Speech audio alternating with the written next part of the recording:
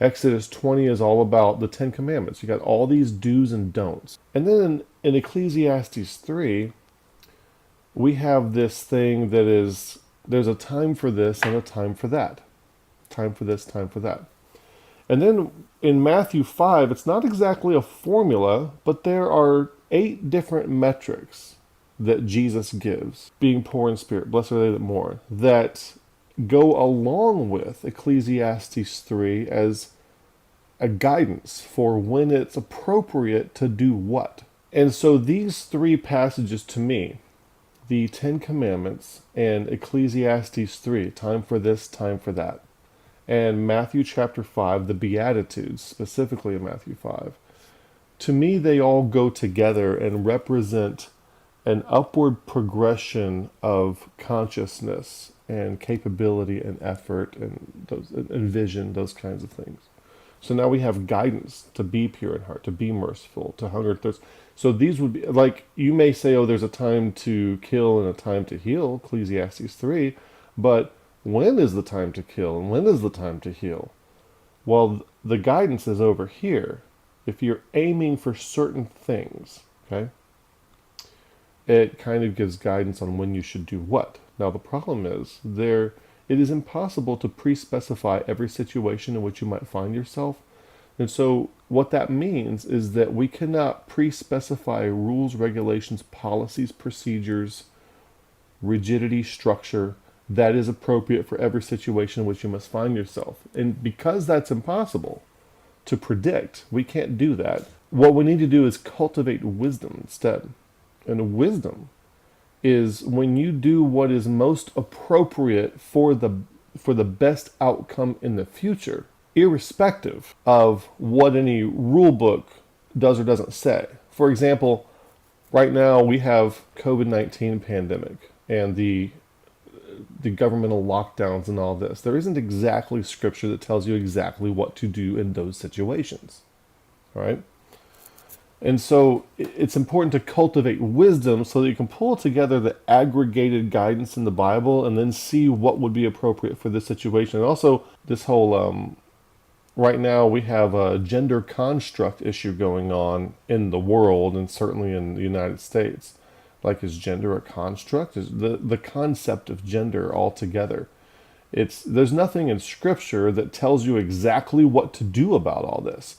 Now, we have the Old Testament, but the Old Testament was written for a theocracy, for a people who all shared both civil and religious government intermingled and intertwined together. We are not that. We are in a secular government. We are in, and you can't just think about the United States or the country where you are. You have to think about people worldwide. People are in all sorts of different kinds of governments where they find themselves. And the policies of the Old Testament is simply something you can't do. They couldn't even do them in Jesus' day. One of the things they're trying to do with the woman taken in adultery is they're trying to trap Jesus. Because the Old Testament law said when you commit adultery, you're supposed to be stoned. By the way, where's the guy here? But because they're under Roman occupation, the Romans did not allow the Jews to carry out capital punishment. They're like, okay, you can follow your own rules and regulations and govern yourselves, except you cannot do capital punishment. You can't kill people as a penalty for their crimes. If people need to be killed as a penalty for their crimes, you have to escalate it to us. That's why when Jesus is crucified, they have to appeal to Pilate and all that. They have to appeal to the Roman authorities because it's not illegal to kill somebody. And by the time they stone Stephen, they circumvent all that and they just stone him. They're like, we don't care what the Romans say. So when Jesus is dealing with the woman in adultery, taken in adultery, what they're trying to do is they're trying to catch Jesus. If Jesus decides to stone her, then he's breaking the Roman guidance, and then they can turn him into the Romans for breaking their laws. If he decides not to stone her, then he's elevating he's elevating the Roman law above the Jewish law, which means that now he's some kind of apostate, and then we can label him as a false teacher for that, which, by the way, the Pharisees love labeling people as false teachers. They love doing that. So either way, they think they've got him. Whatever he decides to do here, he's either wrong for breaking the Roman law or he's wrong for elevating it over our Jewish God-given law. So we've got him. And then, of course, we know what happens. He draws in the dirt, acts like he doesn't pay attention to what they said, and then he says, he that is without sin casts the first stone. He's like a woman, and one by one they start to leave from the oldest to the youngest, or the youngest to the oldest. Can't remember which without looking at it. And the woman, he says, "Where are thine accusers?" She's like, "They're gone. There are none." He's like, "Well, neither do I condemn thee. Go and sin no more." This is an example of showing mercy. It's an example of being caught in a conundrum. It's an example of a lot of things. So hungering and thirsting. So what is appropriate? What is appropriate there? Notice that there's no rule book for what Jesus should have done. According to any of the rule books, if he would have followed either of the set of rules there, he would have been, condemnable by somebody. They could have turned him into somebody. He could either be denounced as a false teacher by the Jews and whatever they would do. I don't know, maybe they'd crucify him then. Or he could be, turned into the Romans for breaking their law. So there's no rule book that's the right thing to do. So Jesus improvised, and he used wisdom in this situation.